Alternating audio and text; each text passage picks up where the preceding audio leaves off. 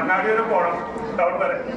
നമ്പ്യാരുടെ വൈദ്യാലയത്തിൽ കുറച്ച് പുറത്ത് പോയി 2 ദിവസമായിട്ട് കാലിന്റെ മുട്ടിന് ഭയങ്കര അനക്കാൻ പറ്റാറില്ല.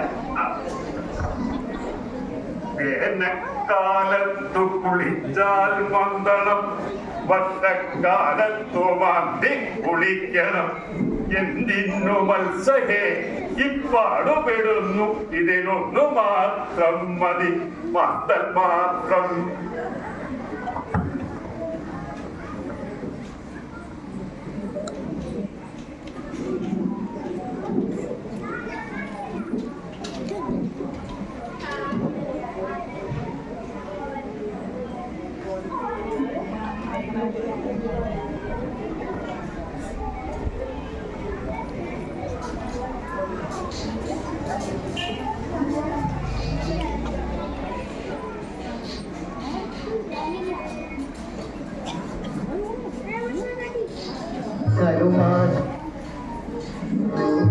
പിന്നെ മാത്രം കണ്ടില്ലല്ലോ, നീ മാത്രം വന്നില്ല. എന്തൊക്കെയായാലും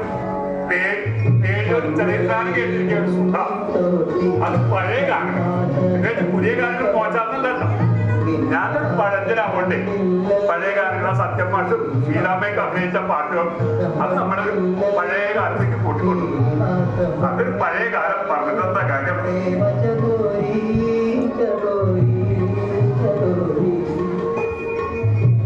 പക്ഷെ അവർക്ക് പുതിയ പാട്ടാക്കണം. ശുഭക്കുട്ടിക്ക്, എന്റെ പേരക്കുട്ടിക്ക് അച്ഛനും അമ്മയില്ലാത്ത കുട്ടിയായാലേ ഞാൻ കുറച്ച് കൊഞ്ചിച്ചാ വളർത്തിയത്. അത് ഞാൻ കുറച്ച് കുശുമ്പും കുറച്ച് കുറുമ്പും വാശിയൊക്കെ എന്തെങ്കിലും. ശുഭക്കുട്ടി ആളൊരു പാവ. ആ തീർന്നാ?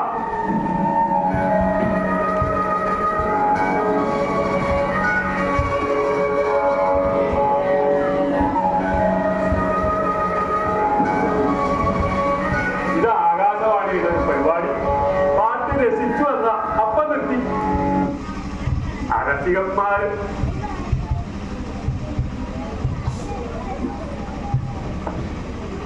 അവിടെ ഒരാളുടെ കൈ പിടിച്ച് കൊടുത്തിട്ട് വേണം ഈ മുത്തശ്ശൻ ഒന്ന് കർണടക്കാൻ.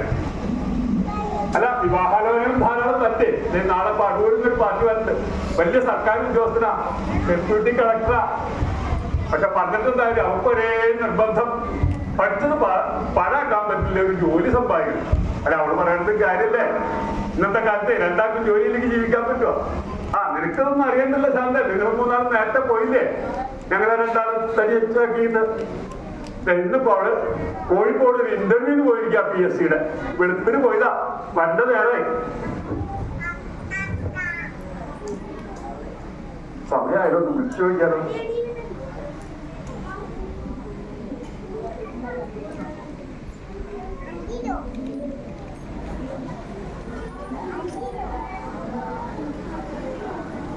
റേഞ്ചിൽ ചിലപ്പോഴേ ബസ്സിലാവും, റേഞ്ച് ഉണ്ടാവില്ല.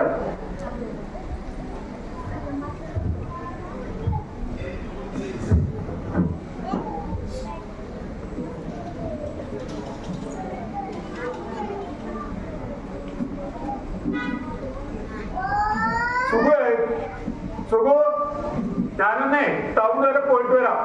എനിക്ക് കുറച്ച് മരുന്ന് മതി. ഞാനൊന്ന് ടൗൺ വരെ പോയിട്ട് വരാമെന്ന്. എനിക്ക് കുറച്ച് മരുന്ന് മേടിക്കണം. സുഖക്കുട്ടി അവിടെ ബസ്റ്റാൻഡില്ലേ, ബസ്റ്റാൻഡ് അവളെ കൂട്ടിയിട്ട് വരികയും ചെയ്യാം. ഇനി അതിനിടയിൽ ഫോൺ വിളിക്കാൻ വന്നാലേ വീടിന്റെ താക്കോല പിന്നിലെ ചായപ്പില് ആ ചുവന്ന പൂച്ചട്ടികളുണ്ട്, ഒന്ന് പറഞ്ഞേക്കൂട്ടോ. ഞാൻ പോയിട്ട് വരട്ടെട്ടാ. അജിത ഹരേ ജയ മാധവ വിഷ്ണു പലദിനമായി ഞാനും ബലഭദ്രാനുജ നിന്നെ നല്ല മുടൂട്ടാൻ മതിന്നു കളിയല്ലേ രുചിക്കുന്നു.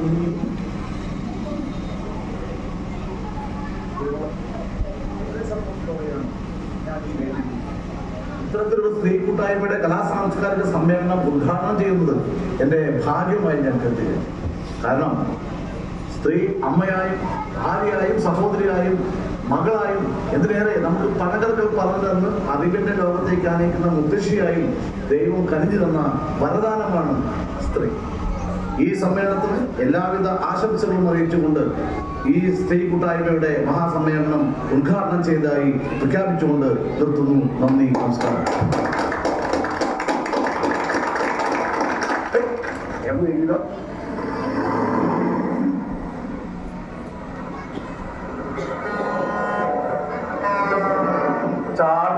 ചാർജ് എടുത്തുണ്ടാവോ? കോഴിക്കോട്ടെ എപ്പോഴാ ബസ്? 8 മണിക്കാ? ലാസ്റ്റ് ബസ്സാ? 8 മണിയായില്ല.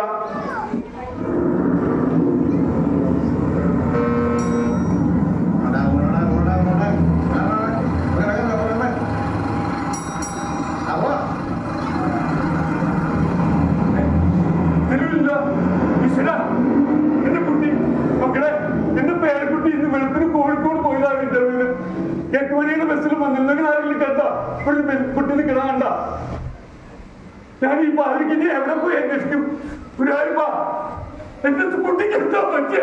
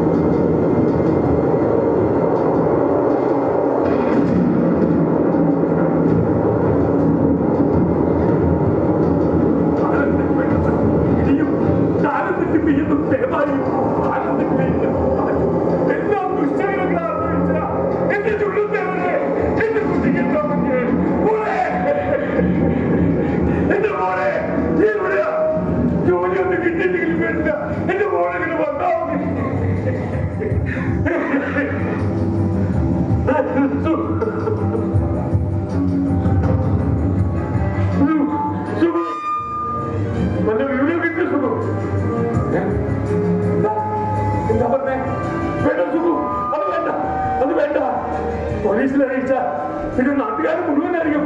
പിന്നെ എന്റെ കുട്ടിയുടെ ഭാവി വേണ്ട സുഖു, അത് വേണ്ട. നമുക്ക് നിങ്ങൾ അവിടെ ഓക്കെ ഓക്കെ.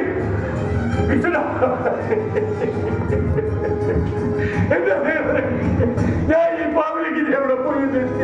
എന്റെ മോളെ തടിച്ചു വിടുത്തായിരുന്നു. ഈ മുത്തച്ഛന് കൂടി പോകായിരുന്നു. മുത്തച്ഛന് അതൊക്കെ ആലോചിക്കായിരുന്നു. എന്നോട് കൊടുക്കാൻ പോലെ പോലെ നീ എവിടെ എന്റെ പോലെ പോലെ എന്റെ മറുപടി എന്റെ പോലെ എവിടെ എന്റെ മറുപടി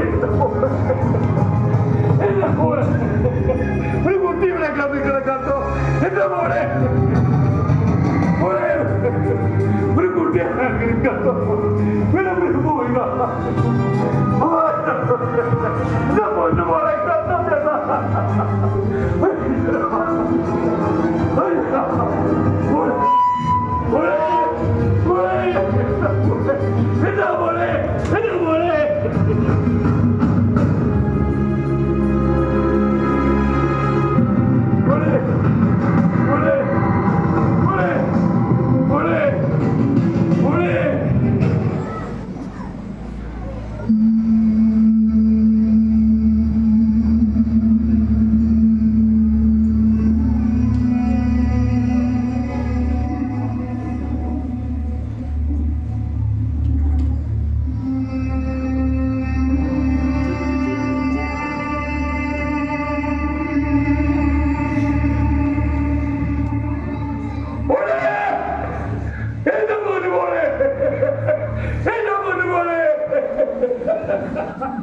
ആരായി പഠിച്ചിരുന്നേ? എന്റെ മുന്നുപോലെ പോലെ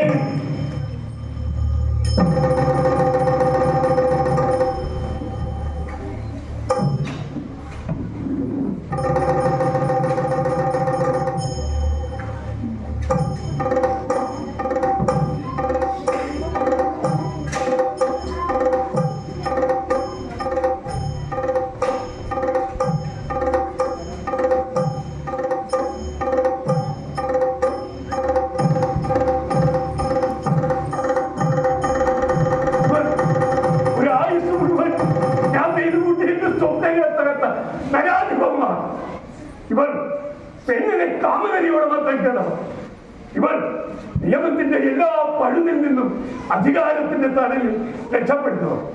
പക്ഷേ എന്റെ കുട്ടിയെ നശിപ്പിച്ചവർക്കുള്ള ശിക്ഷ ഞാൻ വിധിക്കും. ഇവരുടെ വിധി ഞാൻ നടപ്പിലാക്കും. മരണം മരണം മരണം.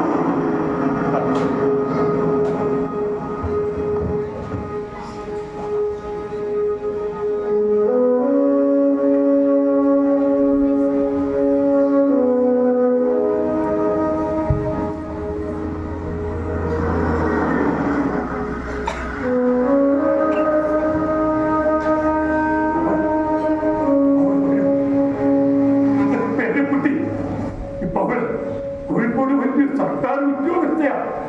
പക്ഷേ ഇവിടെ പോയാലും അവൾക്ക് ഈ മുത്തശ്ശനെ വിട്ടു പോവാൻ പറ്റും.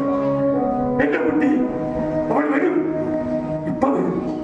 അവളുടെ ആഗ്രഹപ്രകാരം അവളുടെ വിവാഹം എന്റെ മോഹപ്രകാരം ഞാനൊരു മുതുമുത്തശ്ശനും വരും. ആ കൊച്ചുമോളെ കൊണ്ട് അവളിപ്പോ വരും.